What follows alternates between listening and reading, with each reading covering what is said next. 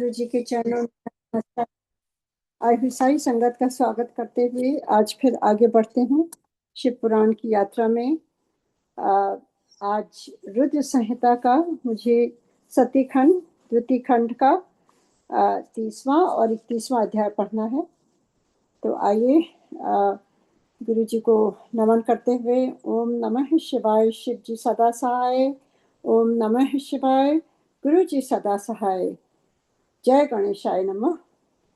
गणेश जी, सारे विघ्नों को आप हमारी दूर करिएगा इस पाठ के द्वारा। इस पाठ में जो भी विघ्न आए उनको आप दूर करिए, जिससे हम अच्छी तरह से ये पाठ का ये संपन्न हो सके और अच्छी तरह से हम समझ भी पाए कि हम क्या पढ़ रहे हैं और क्या सुन रहे हैं। तो आइए, जय गुरु जी।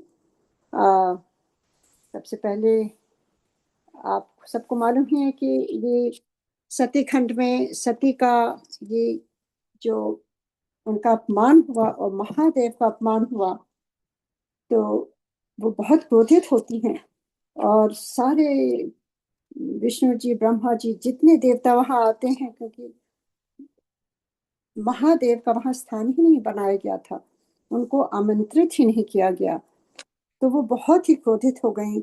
और जगत जननी जब क्रोध में आती है तो आपको मालूम ही है कि वो प्रलय हो जाती है।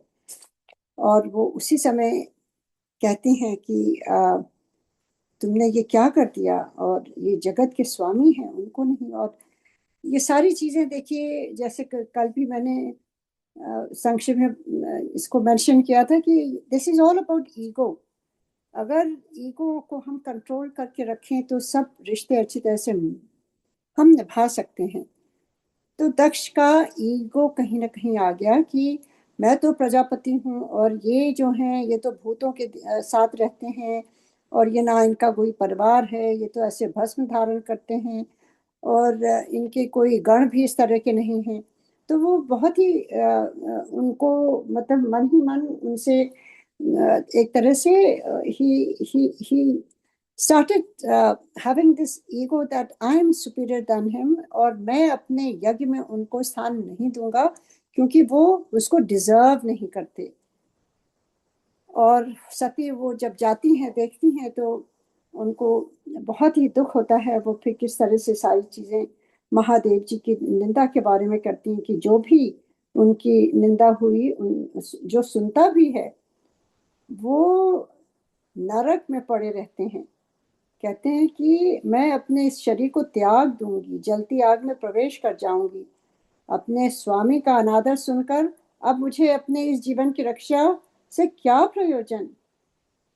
और ये सारी चीजें वो करती हैं, और उसी का कंटिन्यूएशन आज है जो हम देखेंगे कि क्या होता है।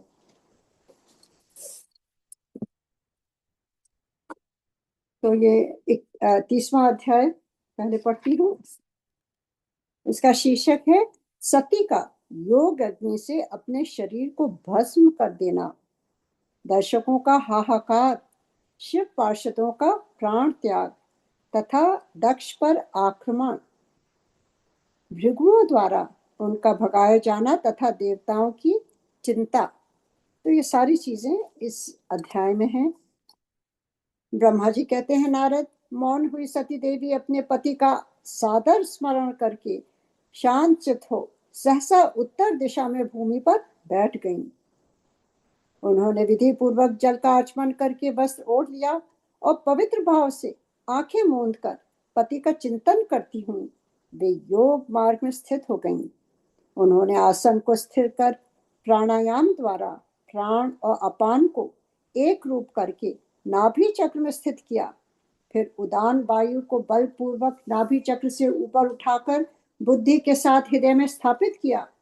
तत्पश्चात शंकर की प्राण वल्लभा आनंदिता सती उस हृदय स्थित वायु को कंठ मार्ग से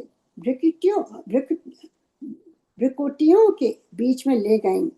देखिए, यहाँ पर एक योग मार्ग में जो चलते हैं, और आपको मालूम है कि महादेव तो योगीश्वर हैं और सती भी माता जगत जननी है। और वो अपनी इच्छा से ही आती हैं, अपनी इच्छा से ही जाती हैं। और उनको जब लगा कि उनका अनादर हुआ और उससे भी ज्यादा उनके पति महादेव का अनादर हुआ, तो वो बहुत ही ज्यादा क्रोधित होकर उन्होंने कहा अब मैं कैसे वापस घर जाऊंगी। और उसी समय उन्होंने कहा मैं अपना शरीर त्याग दूंगी। तो देखिए, ऐसा नहीं होता है कि अब आज के टाइम में कि लोग अगर शरीर त्यागना चाहते हैं तो जहर खा लेते हैं और सुसाइड कर लेते हैं, ये कर लेते हैं, वो कर लेते हैं। पर देखिए, ये हम जगत जननी की बात कर रहे हैं जो अपनी इच्छा से आते हैं, इच्छा से जाते हैं। क्या हम अपनी इच्छा से आ सकते हैं? कभी नहीं। ना हम अपनी इच्छा से जा सकते हैं। But these are the creator of this world. This is the प्रकृति शक्ति। जब दक्ष ने उनको उनका स्तवन किया, उनके स्तोत्र किया, उनको पूजा, तब वो बहुत प्रसन्न होकर के उन्होंने वर दिया कि मैं तुम्हारी पुत्री की तरह तुम्हारे घर में जन्म लूंगी, तुम्हारे पत्नी के गर्भ से। So these things is very elevated. आप उसको हम समझ नहीं सकते, पर समझाने के लिए ये जो मैंने अभी पढ़ा है थोड़ा सा कि किस प्रकार से योग द्वारा, उस समय तो देखिए कोई ना टेलीफोन था, ना कोई आईफोन था, कैसे योगी लोगों को पता चल जाता था। चाहे आप जो प्रयागराज में ये महाकुंभ होता है, ये माघ मेला होता है, उसमें ये जितने भी पिछले साल जो महाकुंभ था, वो जितने भी जो हिमालयन मास्टर्स होते हैं जो गुफाओं में छुपे रहते हैं, जो पता नहीं कितने ओल्ड हैं, किसी को पता ही नहीं है,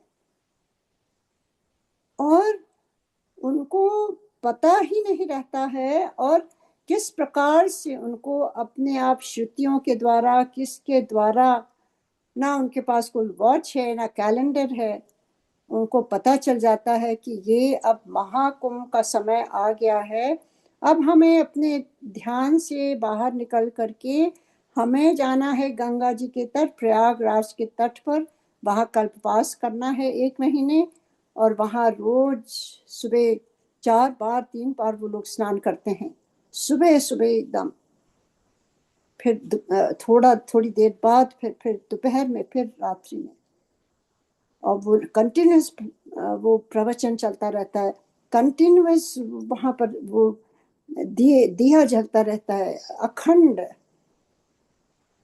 और दान दक्षिणा सारी चीजें वहां पर वो कंड्यूसिव रहता है वो एनवायरमेंट। तो उसी प्रकार से देखिए, वो तो केवल योगी हैं जो ऐसे वहां बैठते हैं, पर ये जगत जननी, मैं इसको फिर से पढ़ती हूँ, थोड़ा ध्यान देके सुनिए, क्योंकि यहाँ पर when we are talking it's not about an ordinary person की जैसे लोग कहते हैं सती हो गई और ये वो, it's nothing to like that.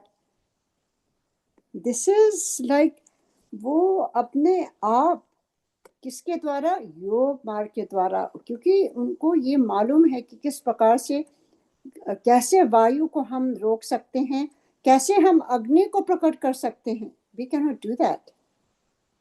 हम तो थोड़ा सा भी प्राणायाम ही कर लें, इधर उधर अनुलोम अनुलोम, उसी में ही हमें एक्सपीरियंसेस होने लगते हैं। अगर आप थोड़ा ध्यान से करिए, यू कैन फील दैट। सो फिर से इसको मैं पढ़ती हूँ। मौन हुई सती देवी अपने पति का सादर स्मरण करके, क्योंकि महादेव का केवल उनके पति ही नहीं, वो इस जगत के रचिता हैं, इज द क्रिएटर। जैसे कुछ भी हम करते हैं तो हम अपने गुरु जी का ध्यान करके करते हैं, वैसे ही वो उनका स्मरण करके शांत चित हो सहसा उत्तर दिशा में भूमि पर बैठ गईं। उन्होंने विधि पूर्वक जल का आचमन करके वस्त्र ओढ़ लिया और पवित्र भाव से आंखें मूंद कर पति का चिंतन करती हुई वे योग मार्ग में स्थित हो गईं। उन्होंने आसन को स्थिर कर प्राणायाम द्वारा प्राण, प्राण क्या है? प्राण ये वायु की आवागमन जो होता है, वायु से ही प्राण है। प्राण और अपान को एक रूप करके नाभि चक्र में स्थित किया। शी जस्ट हेल्ड इट, जो नाभि चक्र होता है वहां पर स्थित कर लिया। There was no breathing out, no breathing in. फिर उदान वायु को बलपूर्वक नाभि चक्र से ऊपर उठाकर बुद्धि के साथ हृदय में स्थापित किया। तत्पश्चात शंकर की प्राण वल्लभा आनंदता सती उस हृदय स्थित वायु को कंठ मार्ग से भृकुटियों के बीच में ले गई, मतलब भृकुटी दोनों आईब्रोज के बीच में वो ले गई। इस प्रकार दक्ष पर कुपित हो सहसा अपने शरीर को त्यागने की इच्छा से सती ने अपने संपूर्ण अंगों में योग मार्ग के अनुसार वायु और अग्नि की धारणा की। वायु मतलब there's no breathing in, breathing out, और फिर उसमें अग्नि की स्थापना करी। फिर तदंतर अपने पति के चरणारविंदों का चिंतन करती हुई सती ने अन्य सब वस्तुओं का ध्यान भुला दिया। एक मतलब जस्ट वन थॉट, कहते हैं ना फोकस माइंड, उनका चित्त योग मार्ग में स्थित हो गया था। इसलिए वहां उन्हें पति के चरणों के अतिरिक्त और कुछ नहीं दिखाई दिया, इतना फोकस माइंड। मुनिश्रेष्ठ, सती का निष्पाप शरीर तत्काल गिरा और उनकी इच्छा के अनुसार योग अग्नि से जलकर उसी क्षण भस्म हो गया। उस समय वहां आए हुए देवता आदि ने जब यह घटना देखी तब वे बड़े जोर जोर से हाहाकार करने लगे। उनका यह वह महान अद्भुत विचित्र एवं भयंकर हाहाकार आकाश में और पृथ्वी तल पर सब ओर फैल गया। लोग कह रहे थे, हाय, महान देवता भगवान शंकर की परम प्रेयसी सती देवी ने किस दुष्ट के दुर्व्यवहार से कुपित हो अपने प्राण त्याग दिए। अहो, ब्रह्मा जी के पुत्र इस दक्ष की बड़ी भारी दुष्टता तो देखो। सारा चराचर जगत जिसकी संतान है, उसी की पुत्री मनस्विनी सती देवी, जो सदा ही मान पाने के योग्य थी, उसके द्वारा ऐसी निराधृत हुई कि प्राणों से ही हाथ धो बैठी। भगवान वृषभध्वज की प्रिय सती सदा सभी महसत पुरुषों के द्वारा निरंतर सम्मान पाने की अधिकारिणी थी। वास्तव में उसका हृदय बड़ा ही अशिष्णु है। वह प्रजापति दक्ष ब्राह्मण द्रोही है, इसलिए सारे संसार में उसे महान अपयश प्राप्त होगा। उसकी अपनी ही पुत्री उसी के अपराध से जब प्राण त्याग करने को उद्यत हो गई, तब भी उस महानरक भोगी शंकर द्रोही ने उसे रोका तक नहीं।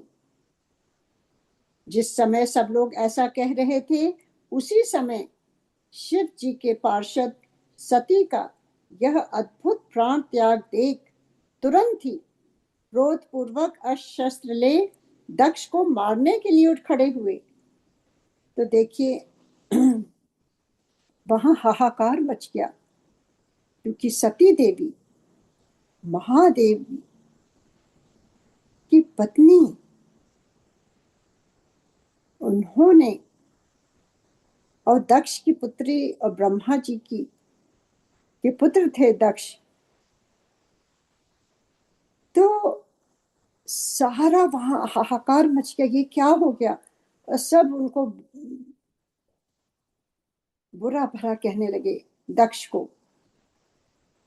जिस समय सब लोग ऐसा कह रहे थे, उसी समय शिव जी के पार्षद सती का यह अद्भुत प्राण त्याग देख तुरंत ही क्रोध पूर्वक अशस्त्र ले दक्ष को मारने के लिए उठ खड़े हुए। यज्ञ मंडप के द्वार पर खड़े हुए वे भगवान शंकर के समस्त 60,000 पार्षद, जो बड़े भारी बलवान थे, अत्यंत रोष से भर गए और हमें धिक्कार है, धिक्कार है। तो अब जो उनके पार्षद थे वो हथियार लेकर वहां पहुंच गए और कहने लगे, ऐसा कैसे हो गया, हमें धिक्कार है, हम सबके होते हुए ये कैसे हो गया। ऐसा कहते हुए भगवान शंकर के गढ़ों के वे सभी वीर यूथपति बारंबार उच्च स्वर से हाहाकार करने लगे।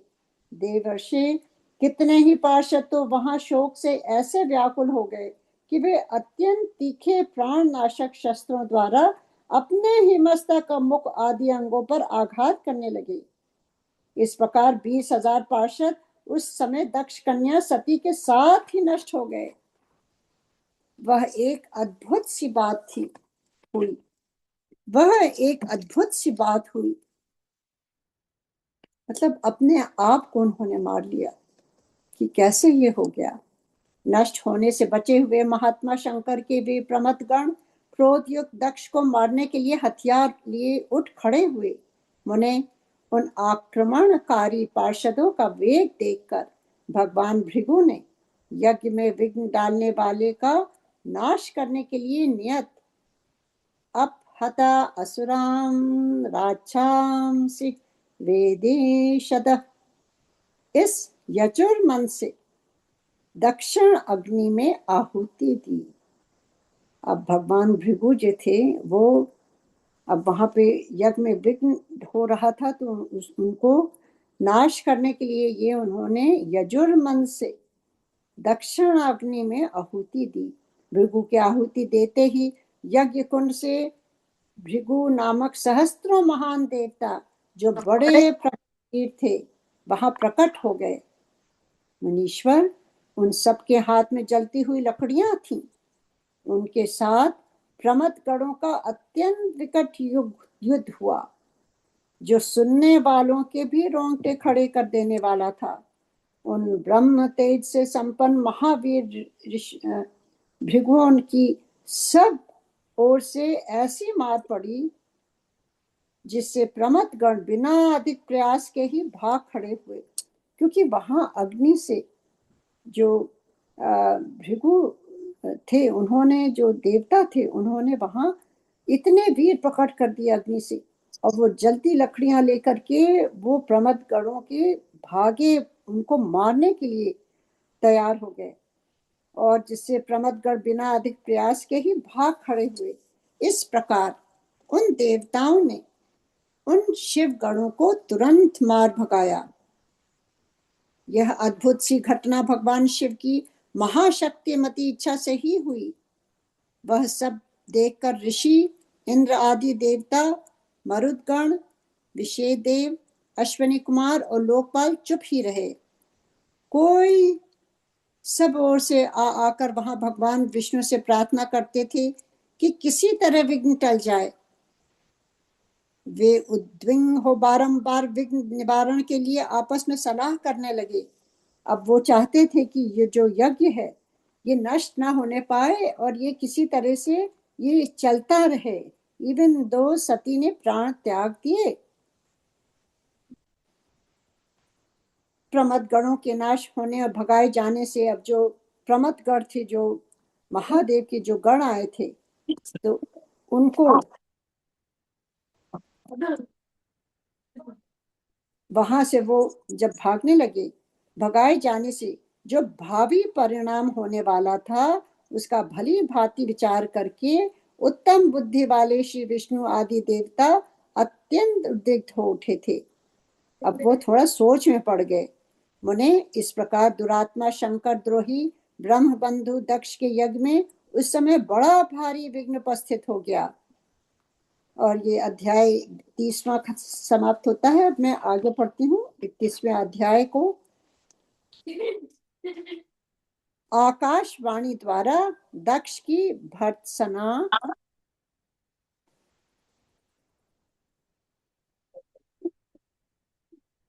उनके विनाश की सूचना तथा समस्त देवताओं को यज्ञ मंडप से निकल जाने की प्रेरणा, ये सारी चीजें हम अब इस अध्याय में आगे पढ़ते हैं।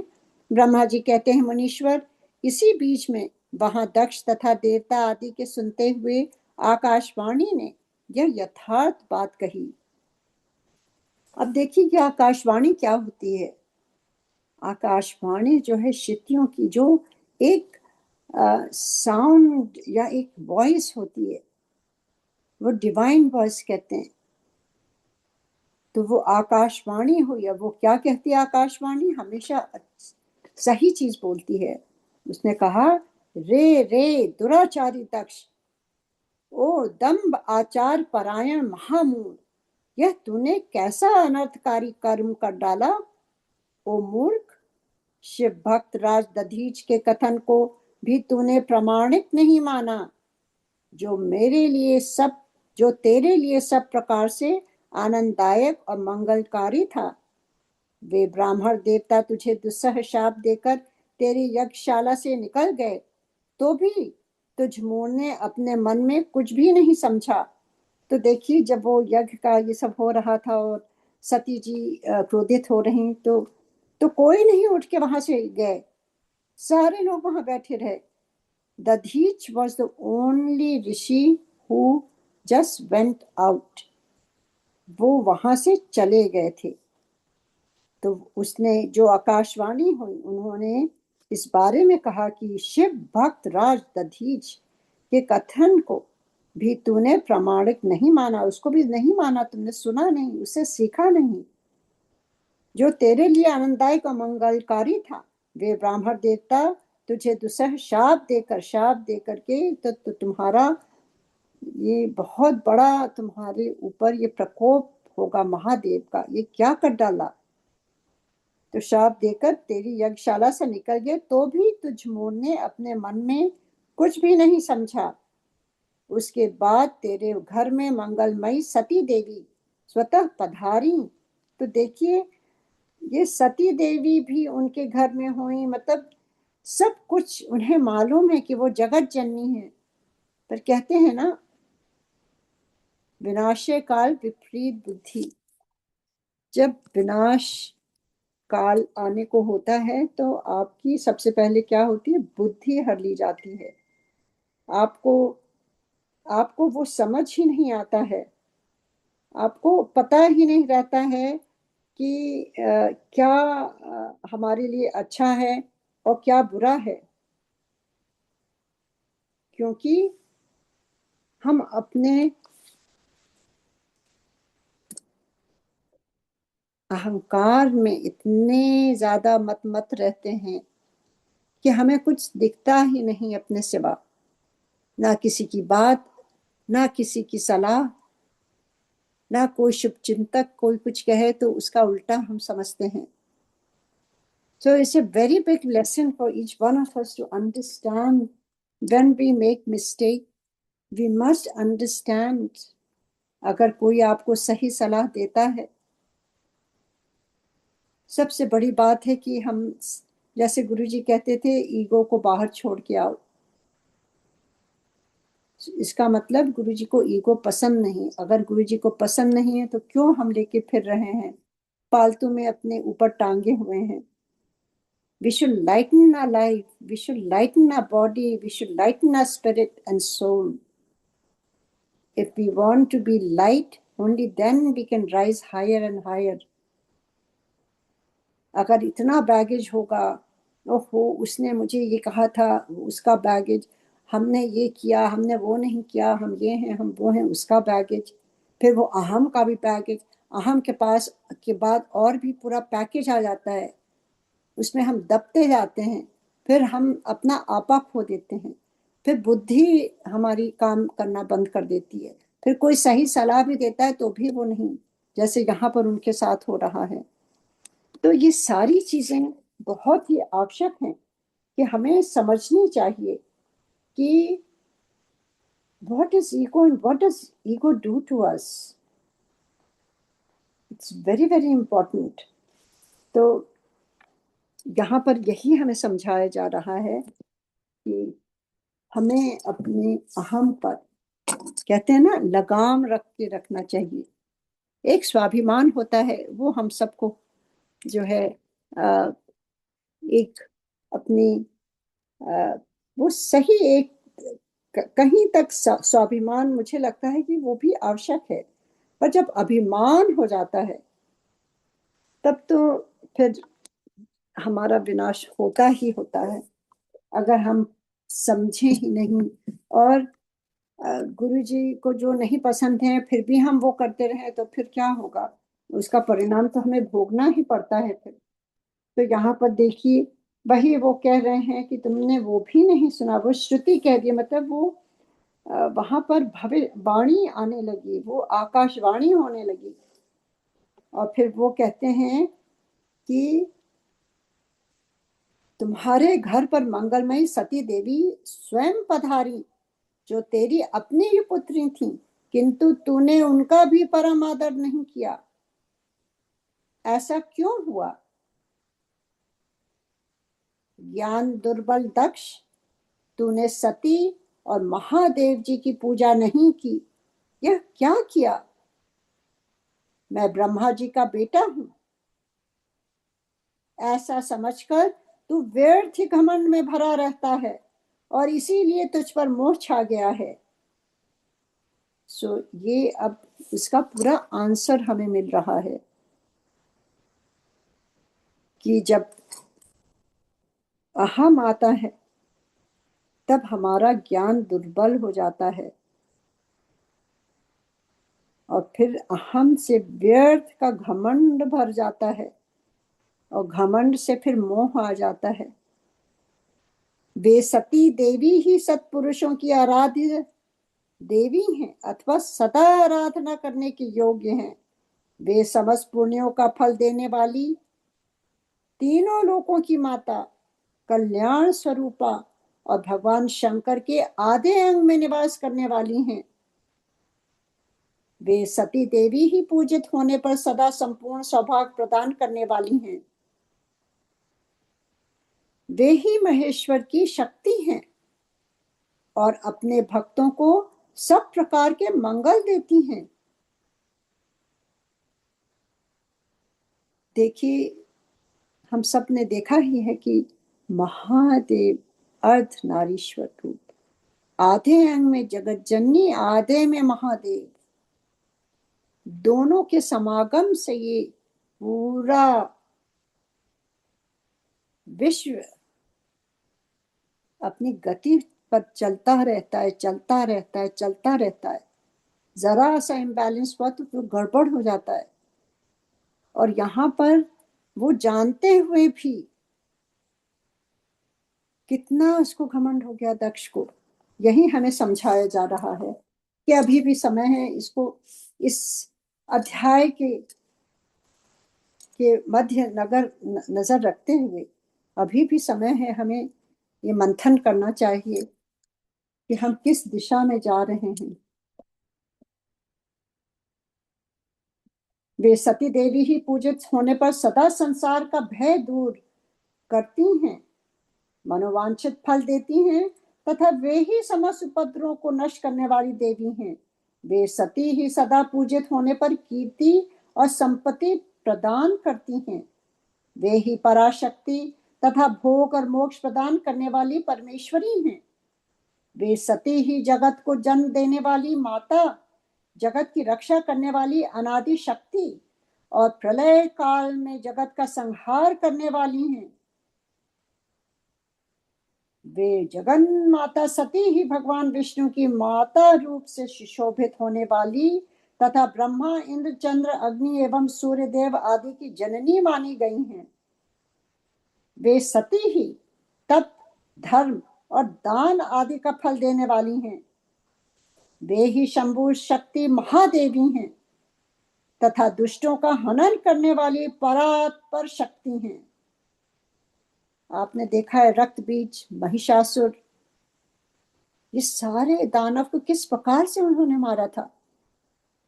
वो शक्ति है, मतलब अपने भक्तों की पूजिता है, पर अगर कोई अधर्म करेगा तो वो उसका विनाश करती ही करती हैं।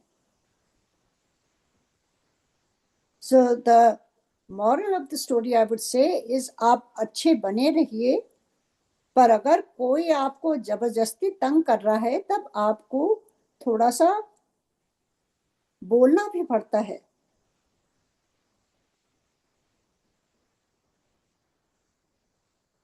तो इट्स वेरी इंपॉर्टेंट, ना आप किसी को सताओ ना कोई आपको सताए। और महाजगत जननी तो जो वो धरती पर, अगर वो, ये पूरे शिव पुराण में हमने देखा है किस प्रकार से महाकाली कैसे काल भैरव के साथ, और किस प्रकार से आगे भी हम देखेंगे कि किस प्रकार से जब वो वीरभद्र, जब महादेव वीर अपनी जटा से वीरभद्र को उत्पन्न करते हैं और महाकाली को प्रकट करके, तब कैसे वहां तांडव नृत्य होता है। अगर आउट ऑफ लाइन कोई जाएगा तो उसका फल मिलता ही मिलता है। फिर हम कहते हैं क्या हो गया, क्यों हो गया, ये क्यों, वो क्यों। Sometimes we have to check our own actions within. हम अपने आप ही बेस्ट जज हैं, किसी को नहीं मालूम हमारे अंदर क्या है, हमने क्या किया है। So this is the time to self realize and be aware and still mend our ways। तो यहाँ पर वही हमें समझाया जा रहा है, वे सती ही तप धर्म और दान आदि का फल देने वाली हैं। वे ही शंभु शक्ति महादेवी हैं तथा दुष्टों का हनन करने वाली परात्पर शक्ति हैं। ऐसी महिमा वाली सती देवी जिनकी सदा प्रिय धर्म पत्नी है, उन भगवान महादेव को तूने यज्ञ में भाग नहीं दिया। अरे तू कैसा मूढ़ और कुविचारी है। तो ये आकाशवाणी उनको बता रही है, क्योंकि किसी की भी हिम्मत नहीं हुई ये कहने की दक्ष से। सारे देवता वहां बैठे हुए थे, किसी ने आवाज नहीं उठाई, केवल सती ही बोल रही थी। भगवान शिव ही सबके स्वामी तथा परात्पर परमेश्वर हैं। वे समस्त देवताओं के सम्यक सेव्य हैं और सबका कल्याण करने वाले हैं। इन्हीं की दर्शन की इच्छा से सिद्ध पुरुष तपस्या करते हैं और इन्हीं के साक्षात्कार की अभिलाषा मन में लेकर योगी लोग योग साधना में प्रवृत्त होते हैं। अनंत धन धान्य और यज्ञ याग आदि का सबसे महान फल यही बताया गया है कि उनके दर्शन हो। मैं भी बचपन से जब महादेव को पूछती थी, मुझे बस यही लगता था कि मुझे इनके दर्शन कब होंगे, कब होंगे, कि भगवान शंकर का दर्शन सुलभ हो। शिव ही जगत का धारण पोषण करने वाले हैं। वे ही समस्त विद्याओं के पति एवं सब कुछ करने में समर्थ हैं। आदि विद्या के श्रेष्ठ स्वामी और समस्त मंगलों के भी मंगल वे ही हैं। दुष्ट दक्ष, तूने उनकी शक्ति का साकार नहीं किया है, इसीलिए इस यज्ञ का विनाश हो जाएगा। पूजनीय व्यक्तियों की पूजा न करने से अमंगल होता ही है। तूने परम पूज्य शिव स्वरूपा सती का पूजन नहीं किया है।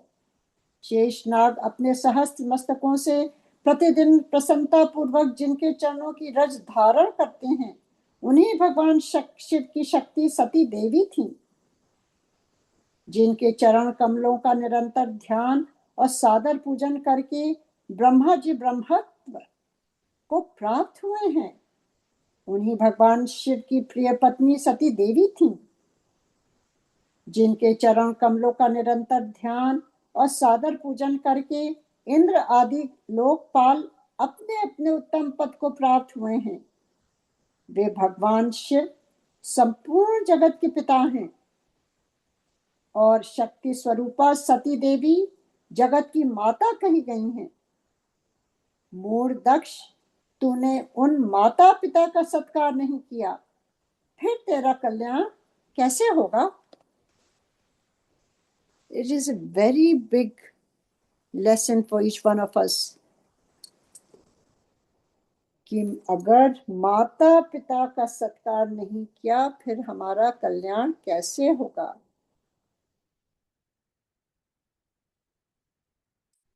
तुझ पर दुर्भाग्य का आक्रमण हो गया है और विपत्तियां टूट पड़ी, क्योंकि तूने उन भगवान सती और भगवान शंकर की भक्ति भाव से आराधना नहीं की।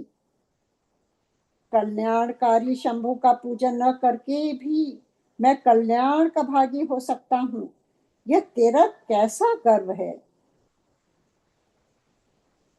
वह दुर्वार गर्व आज नष्ट हो जाएगा। जो इतना उनको गर्व था, घमंड था, अभिमान था, तो अब वो सब कुछ नष्ट होने वाला है दक्ष का। क्योंकि कभी कभी हमें कुछ ईश्वर की कृपा से मिल जाता है, पर अगर हम उस पर घमंड, ईगो, अहंकार आ जाता है, और जब हम ये समझते हैं हमसे ऊपर कोई नहीं है, I am the only one, so that is the root cause of a destruction, जो यहाँ पे हमें समझाया जा रहा है आकाशवाणी के द्वारा।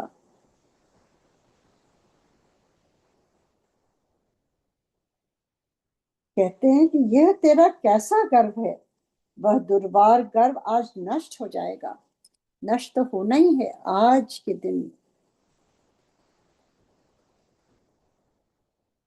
इन देवताओं में से कौन ऐसा है जो सर्वेश्वर शिव से विमुख होकर तेरी सहायता करेगा? कौन तुम्हें संभालेगा? He is the ultimate. जैसे हमारे गुरु जी, महादेव ही गुरु के रूप में आए। मुझे तो ऐसा कोई देवता नहीं दिखाई देता। यदि देवता इस समय तेरी सहायता करेंगे तो जलती आग से खेलने वाले पतंगों के समान नष्ट हो जाएंगे। आज तेरा मुंह जल जाए, तेरे यज्ञ का नाश हो जाए, और जितने तेरे सहायक हैं वे भी आज शीघ्र ही जल मरे। इस दुरात्मा दक्ष की जो सहायता करने वाले हैं, उन समस्त देवताओं के लिए आज शपथ है, वे तेरे अमंगल के लिए ही तेरी सहायता से विरत हो जाएं।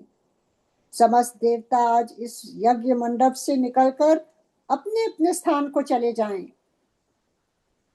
अन्यथा सब लोगों का सब प्रकार से नाश हो जाएगा।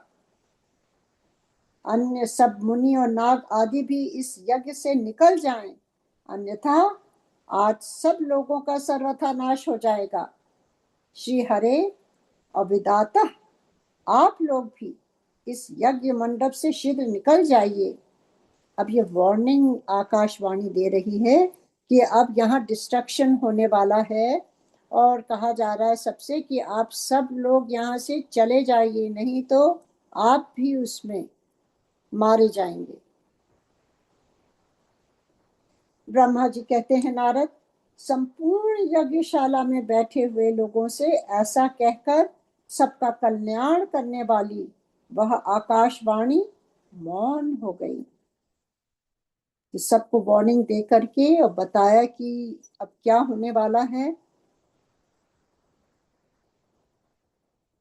और फिर वो आकाशवाणी मौन हो गई। और इसी के साथ आज का अध्याय 31वां यहाँ समाप्त होता है, और मेरी इसी के साथ मेरी आज की हिंदी की का पाठन भी यहीं समाप्त होता है। और ये पाठ मैं सोचती हूँ कि हम सबके जीवन की ये जो समय, जितने भी वर्ष हमें मिलते हैं, बचपन से लेकर के ज्यादातर 80 साल, 90 साल, आई डोंट नो, डिपेंड्स, जब तक गुरु जी चाहेंगे हम सब लोग उतने ही समय इस धरती पर रहते हैं। पर उस आधा समय तो यूं ही गवा देते हैं। और ये समय जब हमें गुरु जी, हमारा भाग्य उदय होता है जब हम उनकी शरण में आते हैं, जब हम उनके सत्संग में आने लगते हैं सही मायने में। ये नहीं कि बस तैयार होके गए और अपना इधर उधर देखा, लंगर खाया, बातचीत सुना, किया, सबसे ध्यान दे करके ना ध्यान किया, ना शब्द सुने मन लगा के, जो गुरुजी कहते थे इसी में तुम्हारी ये दवाई है, ये वाणी के थ्रू, ये जो कानों में तुम्हें अमृत वाणी जाती है, इससे ही तुम्हारी आत्मा शुद्ध होती है और तुम अपने आप निर्मल, अपने आप से सही रास्ते में चलने लगते हो। उसमें शिक्षाएं जो होती हैं, गुरुजी कभी प्रवचन नहीं करते थे। गुरुजी कहते थे शब्द को सुनो। जैसे मुझे समझ नहीं आता था, मैं यूपी से हूँ, मुझे पंजाबी नहीं आती थी। गुरुजी को तो हर की मालूम है, कभी हमने बताया ही नहीं उनको।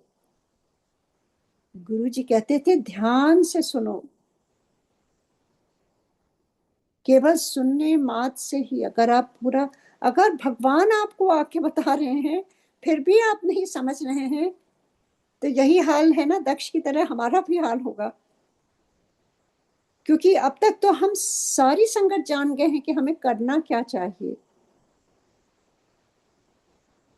पर अगर हम उसको फॉलो ही ना करें और अपने अहम में लगे रहें, कोई हमें आके बताए भी या कभी कोई अच्छा सत्संग भी करे, कोई पुरानी संगत और बताए तो भी आप सुने ना, कहें अरे अरे हमने बहुत बार सुना है। कई लोग ऐसा कहते हैं, अरे हमें तो सब मालूम है, मुझे तो मालूम है, मैंने बहुत सत्संग सुन लिए।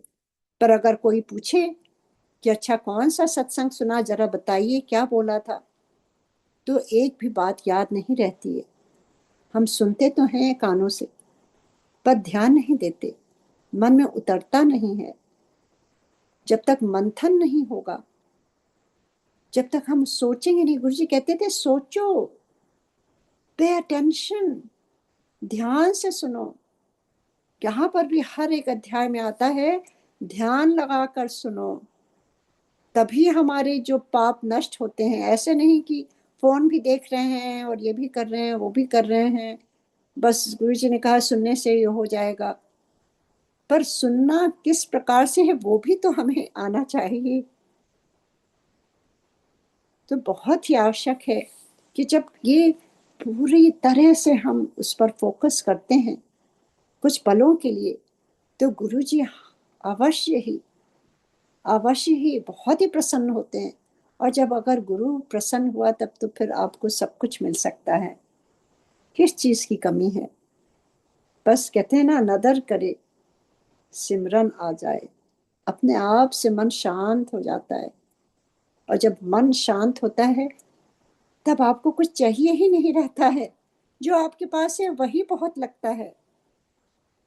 वो तो अशांत मन ही ढूंढता रहता है कि कहाँ जाके मुझे पीस मिलेगी, कहाँ जाकर के मुझे शांति मिलेगी। पर जब आपका मन शांत हो जाता है गुरु की कृपा से, उनकी नजर से, तब आप भटकना बंद कर देते हैं। तब आपको एक स्थिरता आ जाती है, तब आपको एक, आपको की कॉलिंग जो होती है वहां आप पहुंच जाते हैं। This is where I belong and this is what my guru wants and I need to follow that one at a time. Don't get overwhelmed, कितनी चीजें हम कैसे चेंज करेंगे। बस एक वचन ले लीजिए, एक बात ले लीजिए। अगर गुरु जी ने कहा निंदा चुगली ना करो, तो उसी को आप 1 महीने तक अपने को अवेयर रखिए कि आप कर क्या रहे हैं। और अगर कहीं ना कहीं वो आपके ऊपर आ जाता है, उसको फिर आप करेक्ट करिए अपने आप। कोई भी नहीं करेक्ट करेगा, हम अपने आप ही सब चीज करेक्ट कर सकते हैं। किसी को नहीं मालूम हमारे अंतर मन में क्या चल रहा है। And unless we are aware of it, aware कैसे होते हैं? ध्यान में। जब हम ध्यान में बैठते हैं हमें अपने आप ही सब चीजें धीरे धीरे पता चलने लगती हैं। या रात को सोने से पहले we must have a checklist कि आज का दिन कैसा क्या हुआ था। What are the things that I am proud of it, जो गुरु जी देख करके बहुत खुश होंगे। या जो चीज से गुरु जी को नहीं पसंद आएगा वो हम ना करें। और by now we all know that we all are so smart. So अगर गुरु कृपा पानी है, यहाँ पर देखिए दक्ष को सब कुछ मिल गया था। मतलब माता की प्रार्थना करिए और माता देवी उनके घर में उनकी पुत्री बन के आई। और महादेव जो इस सृष्टि के रचिता हैं वो उनके सन इन लॉ हुए। इससे बड़ा बड़ा भाग्य क्या हो सकता है? पर उसी प्रकार से हमें कभी कभी सब कुछ तो गुरु जी ब्लेस कर देते हैं ना, हमें संभालना नहीं आता है। वो सब लेकर के भी उनकी उनके आशीर्वाद हमें घमंड हो जाता है, सोचने लगते हैं हमें सब कुछ मालूम है। फिर हम अपने घमंड से अपने को प्राथमिकता देने लगते हैं, इंपॉर्टेंस देने लगते हैं। ये नहीं जानते कि ये सब जो मिला है वो सब गुरुजी ले भी सकते हैं। अगर हम इसके लायक नहीं है तो वो ले लेंगे। उनकी ब्लेसिंग के लायक भी बनना चाहिए। जब वो देते हैं तो हमें भी चेंजेस लाने चाहिए अपने में। ये नहीं कि सब ब्लेसिंग मिल गई और हम वैसे ही वैसे चले जा रहे हैं। जैसे दक्ष को सब कुछ मिल गया पर उसने उसको सहेजा नहीं, उसको अच्छी तरह से अपनी ब्लेसिंग मान के नहीं रखा, एक प्रेम से नहीं रखा, द्वेष अहंकार होने लगा अपने ही बेटी के हस्बैंड से। अगर लोकाचार उसमें देखिए, वो तो महान है, वो तो महादेव हैं, उसकी बुद्धि ही भ्रष्ट हो गई ना। और अब आगे भी देखिए क्या क्या होता है। केवल एक चीज से, केवल अहम से, अज्ञानता, सब कुछ इतना ज्ञानी दक्ष। So this is a story of each one of us. It's not about just दक्ष। कभी कभी हमारा भी मैं आ जाती है, तो गुरु जी फिर उसको भी करेक्ट कर देते हैं कि वो तो सब देख रहे हैं, कुछ भी उनसे बचा नहीं है। तभी कहते हैं नीवा, गुरु जी खुद ही कहते हैं नीवा होकर रहो। अगर सेकंड चीज आपको फॉलो करनी है, एक एक मंथ में एक एक विकार को लेके चलिए, हम सब में होता है। उससे हम कैसे अपने को समझ सकें कि ये हमारे आध्यात्मिक जीवन के लिए, आगे बढ़ने के लिए ये एक तरह का विघ्न है। तो हमें ये कांटे की तरह इसको धीरे धीरे निकालना है, पर नहीं हो पाता है। तो समय दीजिए, रोज अपने को चेक करिए, देखिए, जल्दबाजी नहीं करिए। एक एक एक महीने का टाइम दीजिए कि अच्छा इस महीने हम ये हटाएंगे, ये मेरे में जो वीकनेस है। I will be an observer and I will realize that, oh, this is what is kind of, it's like a hindrance for me to connect with my guru। क्योंकि जब तक हम निर्मल होके नहीं बैठेंगे, हमें कुछ भी समझ में नहीं आएगा। तो खाली होने के लिए हमें क्या क्या चीजें जो हिंड्रेंस हो रही हैं, उसको सजग होकर के उसको दूर करना होगा, जिससे हम एकदम शांत होके जब बैठते हैं, उस समय हम शून्य हो जाते हैं, कुछ भी नहीं होते हैं, कोई आइडेंटिटी ही नहीं होती, कोई बैगेज ही नहीं होता है। वो स्थिति सबको हो सकती है, सबको आ सकती है, वो गुरु कृपा ही से सब कुछ होता है। तो बहुत बड़ा लेसन है और बहुत ही मुश्किल लेसन है एक्चुअली। कोई आसान नहीं है, इसमें बहुत समय लगता है इसको समझने में और उससे पार जाने में। कहीं ना कहीं तो वो उभर ही आता है। फिर थोड़ा सा ध्यान करके, तप क्या है, केवल थोड़ा सा ध्यान करिए, अवेयरनेस ही आजकल वही तप है हमारे लिए। हमें नहीं तो पता ही नहीं चलता कि क्या हो रहा है। तो गुरुजी हम सबको आज आप ब्लेस करिए कि जिस प्रकार से दक्ष का अहम, अभिमान, रोष, ये सारी चीजें जो उसमें हमने पढ़ी देखी, और उसका फल क्या उनको प्राप्त होता है ये भी देख रहे हैं।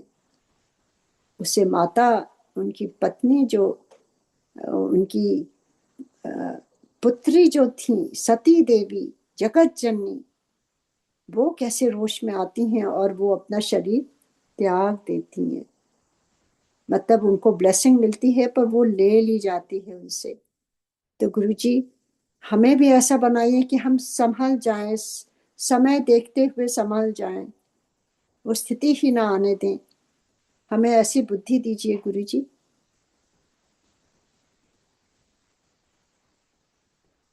जय गुरुजी। थैंक यू गुरुजी।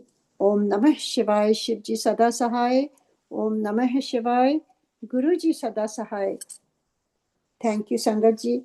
अब हम सारे मिल करके गुरु जी का मंत्र जाप करेंगे और मन ही मन उनसे प्रार्थना करेंगे, गुरु जी जो अभी अध्याय पढ़ा है वो केवल कानों से पढ़ के इधर से नहीं निकलना चाहिए, हमारे अंतर मन में जाना चाहिए और हमें सोचने पर मजबूर करिए कि हम सोचें इसके बारे में, क्योंकि गुरु जी नहीं आपको हाथ पकड़ करके दिखाएंगे बताएंगे, वो ये इस शिव पुराण के द्वारा, तभी तो गुरु जी कहते थे मैं प्रवचन नहीं देता हूँ।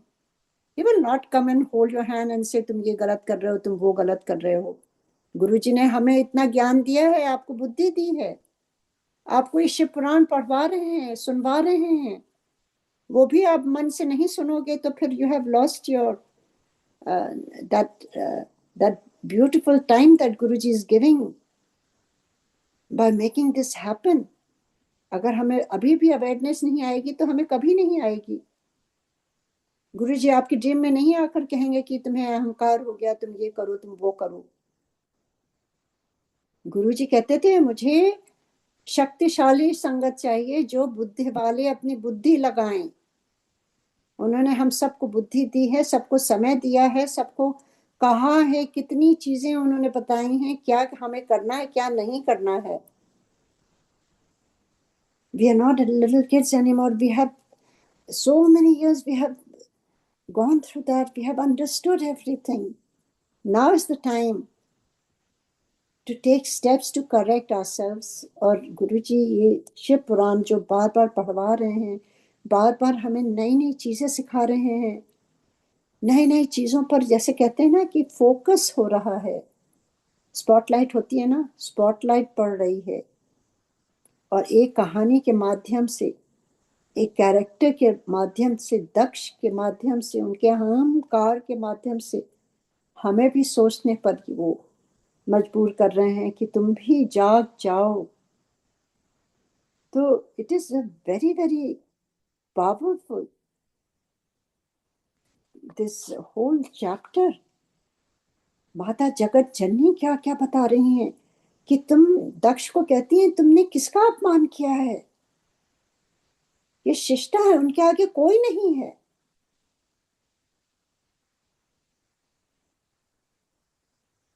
उन्हीं से थी तो ब्रह्मा जी हुए हैं, और दक्ष कौन है, उनके पुत्र हैं। So who are you. हम जरा सा हमें कुछ मिलता है तो हम इतना भूल जाते हैं। तो जगत जननी भी आती हैं और महादेव भी आते हैं, फिर तो हमें लेसन सिखाने के लिए। उस समय हम कहते हैं अरे ये क्यों हो गया, क्या हो गया, हमें तो इतनी ब्लेसिंग मिली थी, अब ये क्या हुआ। कभी कभी हमें भी सोचना चाहिए कि हमें गुरु जी मौका देते हैं समय के साथ अपने को संभाल लेने के लिए और सोचने के लिए, नहीं तो उसका हमें फल भोगना ही भोगना होता है। तो गुरु जी हम सबको समय होते ही आप, हमें मालूम है कि ये चीजें हमें अपने आप से करनी है, और हम, आपने बुद्धि भी दी है, सही गलत का अर्थ भी समझाया है, अब तक हम सबको समझ में आ गया है, बस उसको इम्प्लीमेंट करने की शक्ति आप दीजिए। और ये जो शिव पुराण का पाठ होता है, हो रहा है, उसमें जो ये आवरण, ये जो कवरिंग है सीखों की, उसको भी आप उजागर करने की शक्ति दीजिए, जो हम सब समझ सकें उसको, कि इस पाठ से केवल ये स्टोरी नहीं है, ये इसके माध्यम से आप हमें क्या सिखाना चाह रहे हैं। This is very important, that is the main reason. Guru ji से तुम शिव पुराण रोज पढ़ा करो, जैसे हम रोज अपने बॉडी स्नान करते हैं ना, रोज हम कंघी करते हैं ना, बालों को संवारते हैं, रोज हम अपना फेस धोते हैं ना, कितनी बार हाथ धोते हैं ना, कोई जर्म्स ना लग जाए, उसी प्रकार आत्मा के लिए हम क्या करते हैं, आत्मा को शुद्ध करने के लिए क्या करते हैं। हम खाना खाते हैं अपने शरीर को, हम विटामिन्स खाते हैं, हम ऑर्गेनिक फूड खाते हैं, हम ये ऑर्गेनिक जूस पीते हैं, हम ये नहीं खाओ वो नहीं खाओ, ये हमारे हेल्थ के लिए अच्छा है। एक्सरसाइज भी करते हैं, शरीर ब्यूटिफाई भी अपने बॉडी को करते हैं।